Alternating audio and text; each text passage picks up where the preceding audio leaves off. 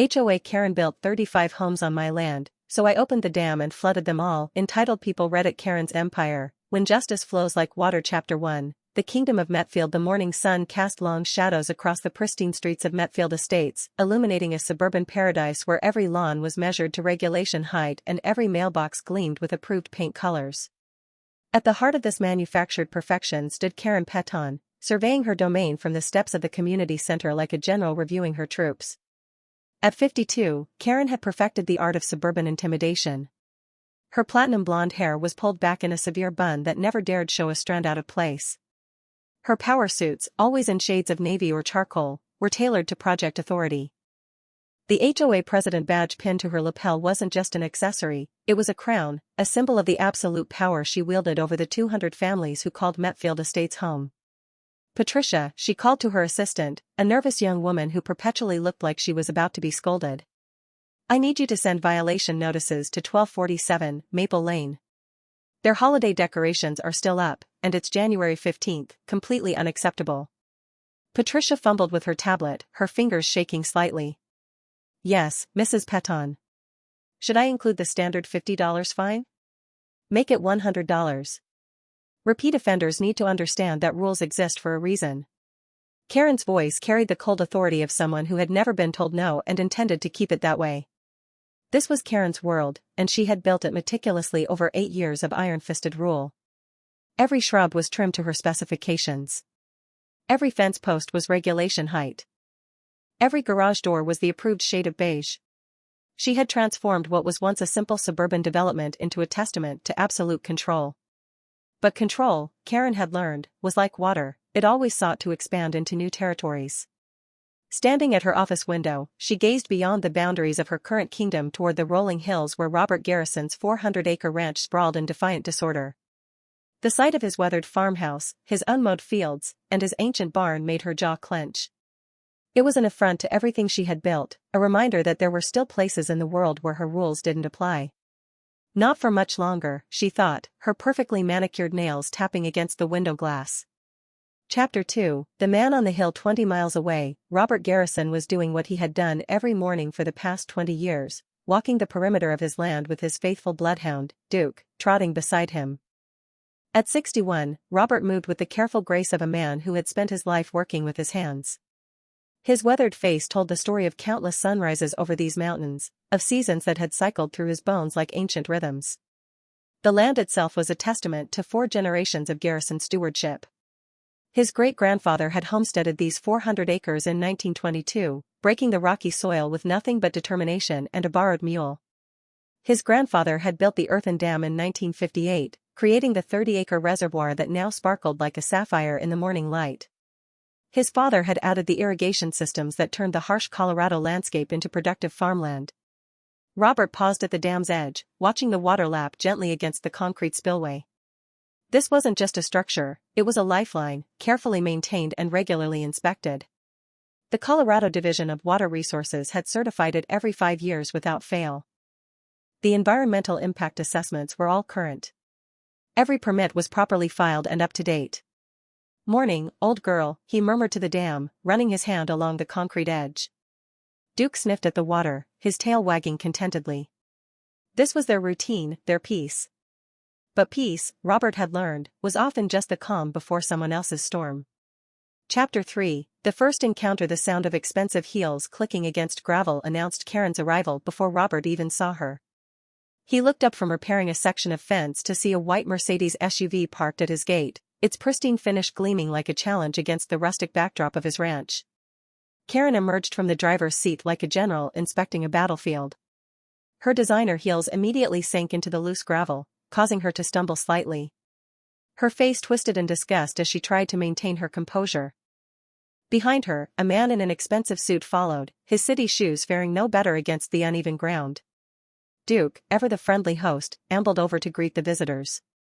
His tail wagged enthusiastically as he approached Karen, his wet nose seeking her perfectly manicured hand. She recoiled as if he were a venomous snake. "Get that, animal, away from me," she hissed, backing toward her vehicle. "Duke, come here, boy," Robert called, approaching the gate. The dog obediently trotted back to his side, though he continued to wag his tail at the visitors. Can I help you folks? Karen composed herself, her professional smile sliding into place like a mask. Mr. Garrison, I presume? I'm Karen Peton, president of the Metfield Estates Homeowners Association. This is Bradley Summers from Summers Development Company. We're here about your property. Robert studied the pair with the careful attention of a man who had dealt with his share of city folk bearing unwelcome news. What about it? We'd like to discuss a purchase opportunity that would benefit everyone involved, Bradley interjected, his voice carrying the smooth confidence of a man accustomed to closing deals. The development potential of this land is extraordinary. We're prepared to make you a very generous offer. Not interested, Robert replied simply. Karen's smile tightened almost imperceptibly. Mr. Garrison, I don't think you understand the scope of what we're offering. This is an opportunity to become quite wealthy while contributing to the growth of our community. I understand perfectly, Robert said, his voice calm but firm. And I'm not interested in selling. For just a moment, Karen's mask slipped. Robert caught a glimpse of something cold and calculating in her eyes, something that spoke of a woman who had never been denied what she wanted. Then the smile returned, brighter and more artificial than before. Of course, you'll want to think about it, she said, her voice dripping with false sweetness. Everyone has a price, Mr. Garrison. And I always get what I want. She turned and walked back to her Mercedes, Bradley following in her wake. As they drove away, Robert noticed Karen studying his property in the rearview mirror with the intensity of a predator sizing up its prey. Duke whined softly, pressing against Robert's leg. Even the dog could sense that something had changed. Chapter 4. The quiet before the storm life returned to its familiar rhythms after Karen's visit. Robert continued his daily routines, checking fence lines, maintaining the dam, tending his vegetable gardens. The seasons changed as they always had, spring giving way to summer, summer to fall. He began to believe that Karen had found some other target for her ambitions. He was wrong. The call came on a Tuesday morning in March. His sister Linda's voice was shaky, frightened in a way that made Robert's chest tighten. Bobby, I need you, she said, using the childhood nickname that immediately transported him back to their shared youth on this same land. The doctors found something. Cancer. They want to start treatment immediately. Robert didn't hesitate. I'll be on the next flight to Portland. But your ranch, your animals, they'll be fine. Family comes first, Linda. Always has. He spent the next day arranging care for his property. Jake Morrison, a responsible kid from town whose family Robert had known for years, agreed to check on things twice a week. The animals would be fed, the basic maintenance would be handled, and the dam would be monitored. It's just for a few months, Robert told Jake as he handed over the keys. Keep an eye on things, and call me if anything seems off. Jake nodded solemnly. You can count on me, Mr. Garrison. Robert spent 4 months in Oregon, holding his sister's hand through chemotherapy sessions, driving her to appointments, and slowly watching her fight back from the edge of death. It was the longest he had ever been away from the ranch, and every day felt like a small betrayal of the land that had raised him. But family came first. It always had. Chapter 5. The theft. The drive back to Colorado in late August should have been a celebration. Linda was in remission, her strength returning, her laughter filling the spaces where fear had lived for so long. Robert's truck was loaded with her homemade preserves and a heart full of gratitude. The first sign that something was wrong came when he turned onto the main road leading to his property. The narrow country lane had been widened and freshly paved, its familiar potholes and gravel sections replaced by smooth asphalt. New utility poles lined the route like sentinels, carrying power lines to destinations that hadn't existed when he left. His hands tightened on the steering wheel as a cold dread began to build in his chest. He pressed the accelerator, his truck eating up the miles between him and home. The devastation was worse than his worst nightmares. Where his pristine meadows had once stretched toward the forest, 35 houses in various stages of completion dotted the landscape like a suburban rash. Cookie-cutter homes with identical floor plans and beige siding spread across his land with the geometric precision of a military invasion. Construction crews swarmed the area, laying sod and installing white picket fences with the casual efficiency of workers who had never questioned their right to be there. A massive sign at the entrance proclaimed Metfield Estates Phase 2, luxury living in nature's embrace. Below it, in smaller letters, were the words that made Robert's blood freeze, built on the former Garrison Ranch. His hand shook as he parked his truck and walked among the houses built on his stolen land, Each step felt like a desecration, a violation of everything his family had built over 4 generations. Construction workers glanced at him curiously as he wandered through what had once been his grandfather's wheat field, now transformed into a suburban maze of cul-de-sacs and storm drains. The construction trailer sat where his favorite oak tree had once stood, its aluminum siding a stark contrast to the ancient bark that had weathered a century of Colorado storms. Robert stormed inside, his rage and confusion boiling over. "What the hell is going on here?" he demanded of the foreman, a thick-set man with a hard hat and an expression of perpetual irritation. The foreman looked up from his clipboard, his eyes narrowing as he studied Robert. "You got a problem, buddy? This is a private work site. This is my land. This is the Garrison Ranch. How dare you, your land?" The foreman laughed, a harsh sound that echoed off the trailer's metal walls. "Buddy, I don't know what kind of game you're playing, but this land was acquired through eminent domain 6 months ago. Legal as sunshine." He pulled out a folder thick with official-looking paperwork, spreading the documents across his makeshift desk. Robert's eyes scanned the pages, his heart sinking with each line he read. Purchase agreements, zoning permits, environmental clearances, all bearing the seal of Weld County and all carrying his signature. Except he had never signed a single document. "This is impossible," he whispered, his voice barely audible above the sound of construction machinery. "I was in Oregon. I never agreed to sell." The foreman's expression softened slightly, the first hint of human sympathy breaking through his professional indifference. "Look, pal, I just build the houses. If you got a problem with the paperwork, you need to talk to the HOA office. But these documents look pretty official to me." Robert studied his forged signature with growing horror. It was a good forgery, the kind that would fool a casual observer. But he knew his own handwriting, knew the way his hand cramped when he signed his name, knew the small flourish he always added to the G in Garrison. The date on the signature made his stomach turn. May 15th, the day he had been sitting in a Portland hospital, holding Linda's hand while she recovered from her 3rd round of chemotherapy. Someone had stolen his identity and his land while he was 2,000 miles away, caring for his dying sister. Chapter 6, The Queen and Her Castle. The Metfield Estates HOA office occupied a building that looked like it had been designed by a committee of suburban despots. Everything was beige and sterile, from the carpeting to the motivational posters about community standards and neighborhood excellence that covered every wall. The air conditioning was set to Arctic levels, as if Karen believed that warmth might encourage casual conversation or, worse, dissent. Patricia, Karen's assistant, sat at a reception desk that looked more like a fortress than a workplace. Her nervous energy was palpable as she watched Robert approach, her fingers hovering over what was probably a panic button. "I need to see Karen Peton," Robert said, his voice carrying the weight of barely controlled rage. "Do you have an appointment?" Patricia asked, her voice quavering slightly. "No, I don't have an appointment. I have forged documents and 35 houses built on my stolen land. That's my appointment." Patricia's eyes widened, and she reached for her phone. "Mrs. Peton, there's a gentleman here who says," Robert didn't wait for her to finish. He pushed past her desk and through the door marked President Karen Peton in gold letters that seemed to gleam with self-importance. Karen sat behind an enormous mahogany desk that dominated the room like a throne. Her perfectly manicured nails clicked against her laptop keyboard with the precision of a metronome. She looked up as Robert entered, her face showing mock surprise that didn't quite reach her eyes. "Mr. Garrison," she said, her voice as sweet as poisoned honey. "What a pleasant surprise. I was wondering when you'd come to your senses about the sale." Robert slammed the forged documents on her desk with enough force to make her coffee cup jump. "You stole my land." Karen didn't even flinch. She glanced at the papers with the casual interest of someone examining a grocery list. "I'm afraid I don't know what you're talking about, Mr. Garrison. Everything was handled through proper legal channels. If you have concerns about the paperwork, I suggest you speak with your attorney." "My attorney?" Robert's voice rose to a dangerous level. "I never hired an attorney because I never agreed to sell my land.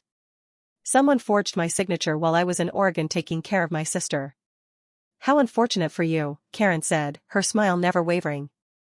"But as you can see, all the documents are properly notarized and filed with the county.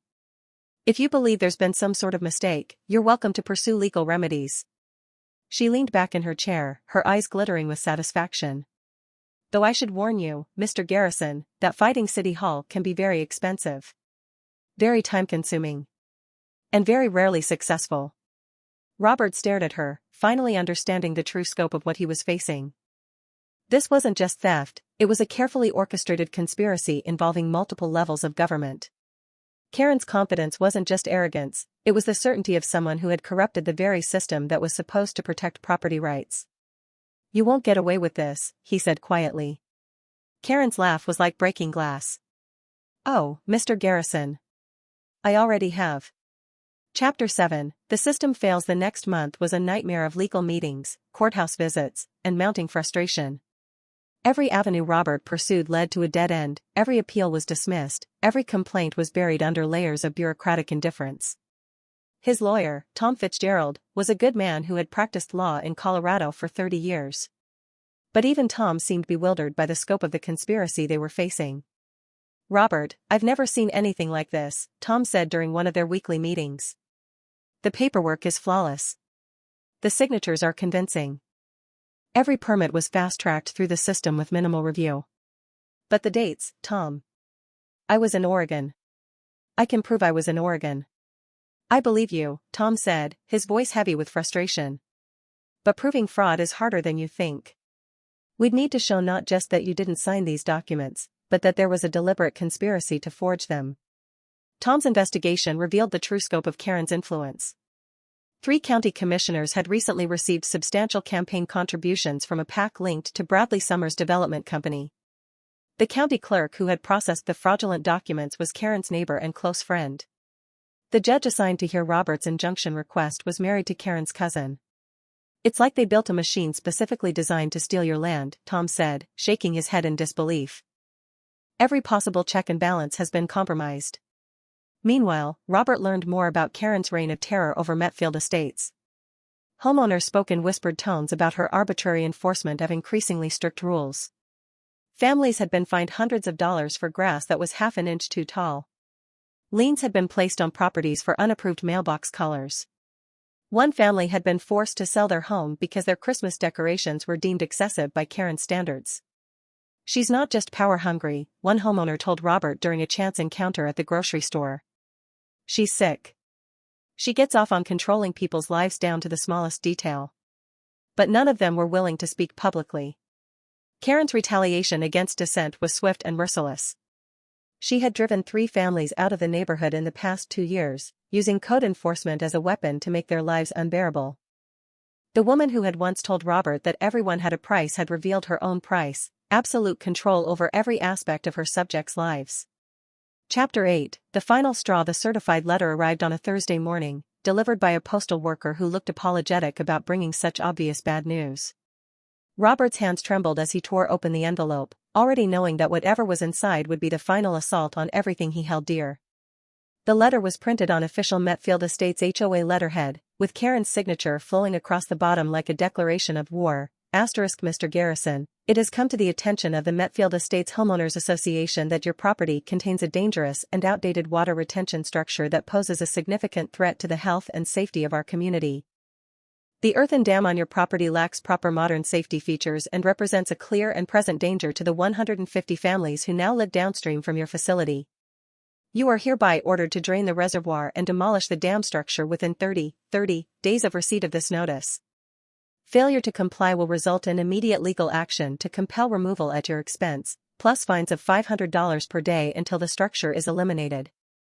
This notice has been copied to the Colorado Division of Water Resources, the Environmental Protection Agency, and the Weld County Emergency Management Office. Respectfully, Karen Peton, President, Metfield Estates HOA. Robert read the letter 3 times, each reading making his hands shake more violently. The sheer audacity of it took his breath away. Karen had stolen his land, built houses on it illegally, and now she wanted to destroy the water source his family had maintained for 70 years.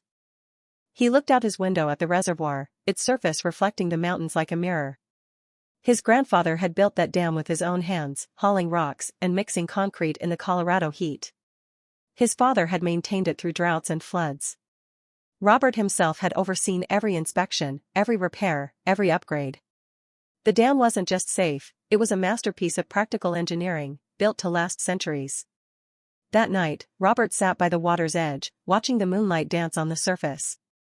Duke lay beside him, sensing his master's distress. The old dog whined softly, pressing his warm body against Robert's leg in a gesture of comfort. "She's pushed too far this time, boy," Robert whispered into the darkness.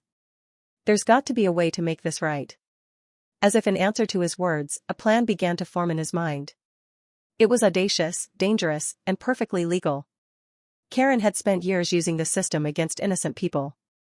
It was time to use that same system against her.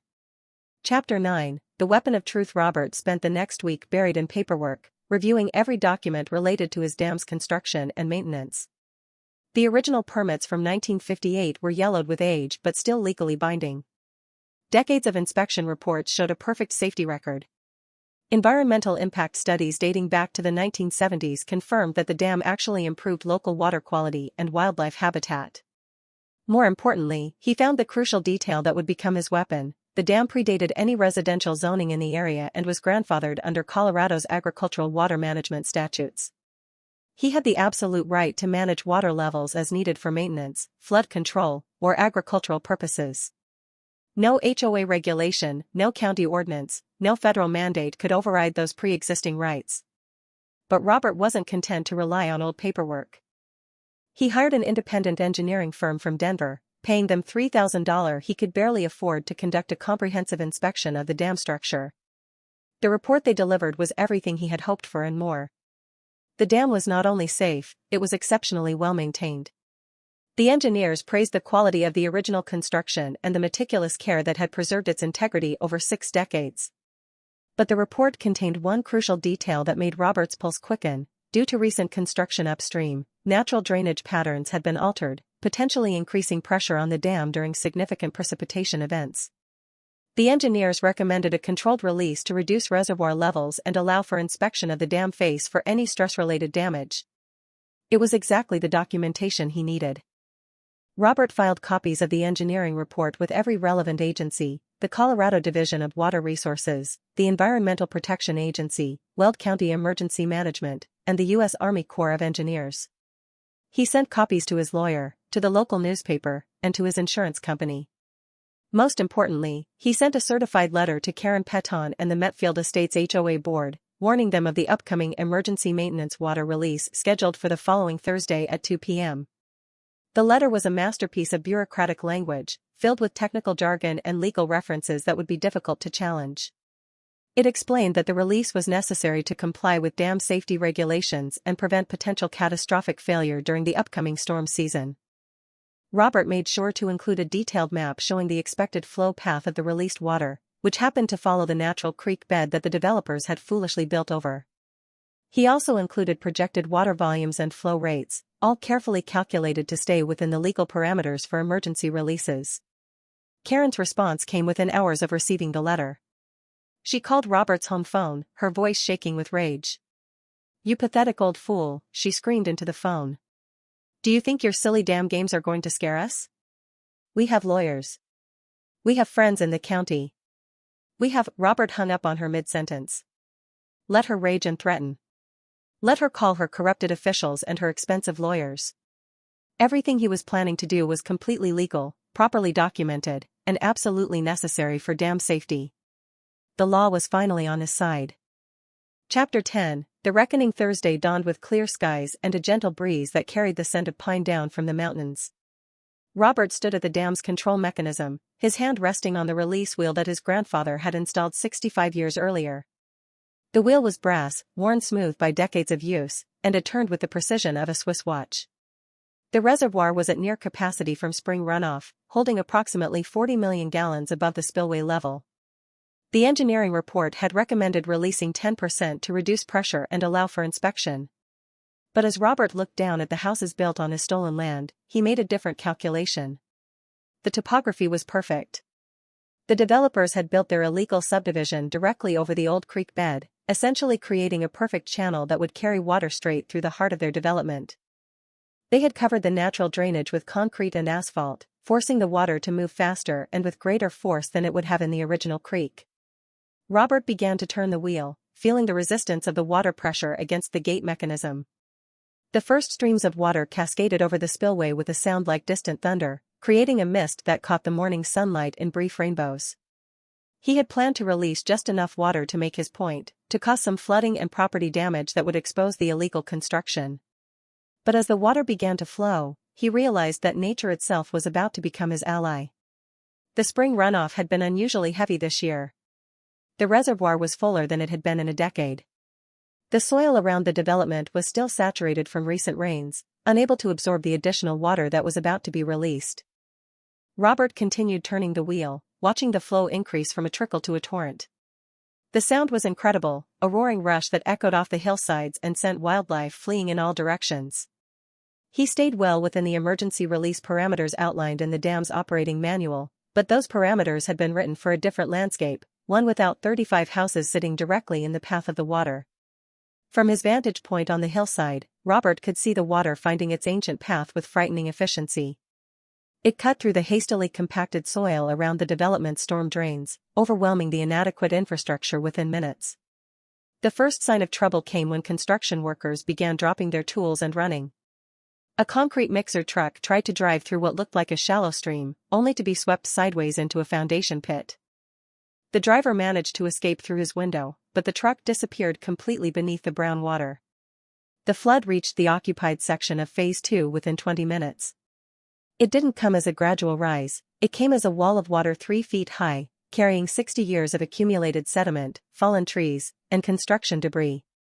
The sound was like a freight train roaring through a tunnel, amplified by the concrete channels the developers had created. Robert watched in fascination as the water slammed into the first row of houses with devastating force. Picture windows exploded inward, their glass mixing with the debris-filled water that poured through living rooms and kitchens. Garage doors buckled like aluminum foil, allowing the flood to lift and carry away everything from lawn mowers to luxury cars. A brand new Escalade parked in a driveway was lifted like a toy and deposited upside down in someone's backyard swimming pool. The irony wasn't lost on Robert. Karen's development had been marketed as luxury living, but luxury meant nothing when faced with the fundamental forces of nature.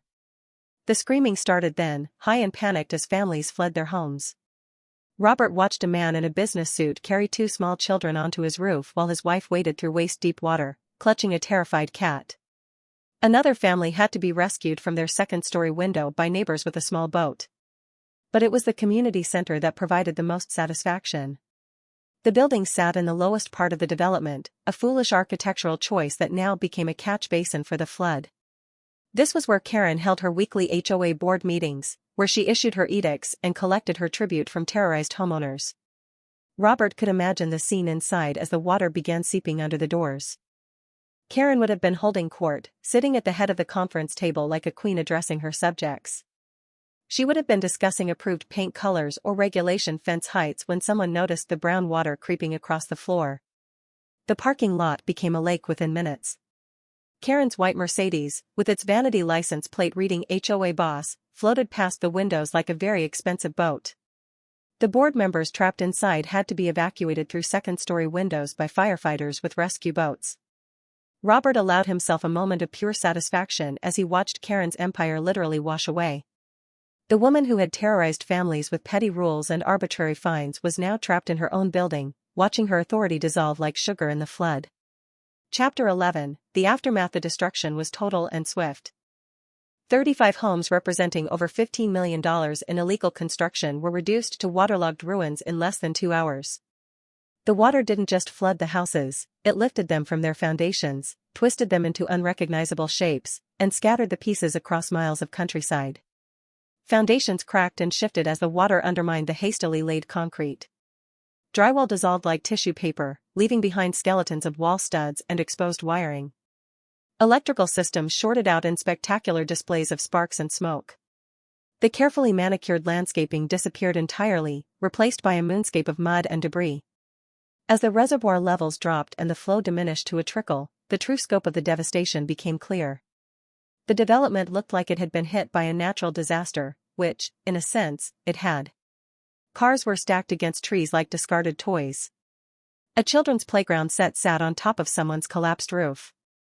Mud covered everything in a thick, stinking layer that would take months to clean. The emergency response was immediate and massive. Fire trucks, ambulances, and police cars converged on the scene from 3 counties. News helicopters circled overhead, broadcasting images of the destruction to a captivated regional audience. The National Guard was called in to help with search and rescue operations. Remarkably, no one was seriously injured.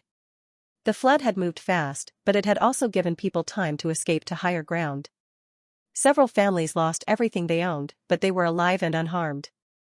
The Red Cross set up an emergency shelter at the local high school, where shocked homeowners tried to make sense of what had happened. Many were learning for the first time that their homes had been built on illegally acquired land, that their beautiful purchase contracts and mortgage documents were all based on fraudulent paperwork. "We trusted them," one homeowner told a television reporter, her voice breaking with emotion. "We thought we were buying our dream home, but it turns out we were just victims of a crime." The investigation that followed was thorough and damning. Federal authorities, brought in due to the interstate nature of the fraud, uncovered a web of corruption that extended far beyond Karen and her HOA. The forged signatures on Robert's land sale were just the tip of the iceberg. Similar schemes had been perpetrated against 3 other landowners in the area, though none had fought back as dramatically as Robert. The investigation revealed a systematic pattern of fraud that had been operating for years, stealing land and bribing officials with the casual efficiency of an organized crime operation. Chapter 12, Justice Served. The arrests began within a week of the flood. The county commissioners who had fast-tracked permits in exchange for campaign contributions were led away in handcuffs during a public meeting. The county clerk who had filed fraudulent documents was charged with multiple felonies. The judge who had dismissed Robert's injunction request was forced to recuse himself from all related cases. Bradley Summers, the developer who had orchestrated much of the fraud, tried to flee to Costa Rica with a suitcase full of cash and false documents. He was arrested at the airport in San Jose and eventually extradited to face justice in Colorado. But it was Karen's downfall that provided the most satisfaction for Robert and the homeowners she had terrorized for so long. The FBI raid on her home was conducted with the same precision she had once used to measure grass heights and inspect mailbox colors. Agents spent 3 days going through her files, her computers, and her financial records. What they found was a treasure trove of evidence spanning nearly a decade of corruption. Karen had received over $200,000 in kickbacks for facilitating the illegal land grab. Her perfectly maintained facade of suburban respectability had hidden a sophisticated criminal enterprise. Forensic accountants found hidden bank accounts in the Cayman Islands, doctored HOA financial records, and evidence of embezzlement going back to her first year as HOA president. She had been using her position not just to terrorize homeowners with petty rules, but to systematically steal from the very people she claimed to represent. The woman who had fined families for having their garbage cans visible from the street for more than 2 hours was revealed as nothing more than a common criminal in a power suit. The trial became a media sensation. Local news stations covered every day of proceedings, and the courtroom was packed with current and former Metfield Estates residents who had suffered under Karen's tyrannical rule. They lined up to testify about years of harassment, arbitrary fines, and abuse of power. One by one, they told their stories. The family who had been forced to repaint their house 3 times because Karen kept changing the approved color palette. The elderly man who had been fined $500 for having a non-regulation garden gnome. The young mother who had received a violation notice for hanging her baby's clothes on a line in her own backyard. Karen sat at the defendant's table, her usual perfect appearance gradually deteriorating as the evidence mounted against her. Gone were the designer suits and flawless makeup. Her hair, once perfectly styled, hung limp and disheveled. By the end of the trial, she looked haggard and defeated, a far cry from the woman who had once declared herself the supreme authority of Metfield Estates. The verdict was unanimous on all 37 counts: fraud, conspiracy, racketeering, identity theft, embezzlement, and abuse of power under color of authority. As the judge read each guilty verdict, Karen's few remaining supporters, mostly other HOA board members who had benefited from her schemes, gasped in shock while the gallery erupted in subdued celebration. The sentencing hearing came 2 weeks later. Judge Rebecca Martinez, a no-nonsense jurist who had replaced the corrupted judge, made her feelings clear from the beginning. "Mrs. Peton," she said, her voice carrying the weight of absolute authority, "you have violated the most fundamental principles of democratic society. You took a position of trust and used it to terrorize innocent families while enriching yourself through systematic fraud. Your crimes strike at the heart of property rights and community governance." She paused, looking directly at Karen for the first time during the entire proceeding. The court has never seen such a brazen abuse of power combined with such callous disregard for the rights of others. You turned a homeowners association into a criminal enterprise, and you did it with the kind of systematic cruelty that suggests you actually enjoyed causing pain to others. The sentence was everything Robert Ha.